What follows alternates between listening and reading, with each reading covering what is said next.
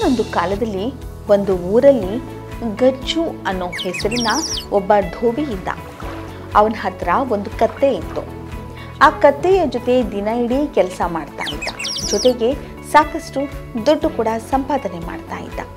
ಆ ದುಡ್ಡಿನಿಂದಲೇ ಗಜ್ಜು ತನ್ನ ಮತ್ತು ತನ್ನ ಕತ್ತೆಯ ಹೊಟ್ಟೆಯನ್ನು ತುಂಬಿಸ್ಕೊಳ್ತಾ ಇದ್ದ. ಗಜ್ಜು ಬಡವನಾಗಿದ್ದ. ಹಾಗಾಗಿ ತನ್ನ ಕತ್ತೆಗೆ ದಿನಾಲೂ ಒಣ ಹುಲ್ಲು ತಿನ್ನಿಸುವಷ್ಟು ಮಾತ್ರ ಶಕ್ತನಾಗಿದ್ದ. ಬಡಪಾಯಿ ಕತ್ತೆ ಮಾತ್ರ ಅಲ್ಲಿ ಇಲ್ಲಿ ಹೊಲದಲ್ಲಿ ಹಸಿರು ಹುಲ್ಲು ಮೇಯ್ತಾ ಹೊಟ್ಟೆ ತುಂಬಿಸ್ಕೊಳ್ತಾ ಇತ್ತು. ಏನು ಸಿಗುತ್ತೋ ಅದನ್ನೇ ತಿಂದು ಹೊಟ್ಟೆ ತುಂಬಿಸ್ಕೊಳ್ತಾ ಇತ್ತು. ಒಂದು ವೇಳೆ ಬೇರೆಯವರ ತೋಟದಲ್ಲಿ ಹುಲ್ಲು ಮೇಯುವಾಗ ಒಂದು ವೇಳೆ ಅದರ ಮಾಲೀಕನಿಗೆ ಗೊತ್ತಾಗಿ ಬಿಟ್ಟರೆ ತಿನ್ನಲು ಹುಲ್ಲಲ್ಲ, ಬೇಕಾದಷ್ಟು ಲಾಠಿ ಏಟು ಸಿಗ್ತಾ ಇತ್ತು.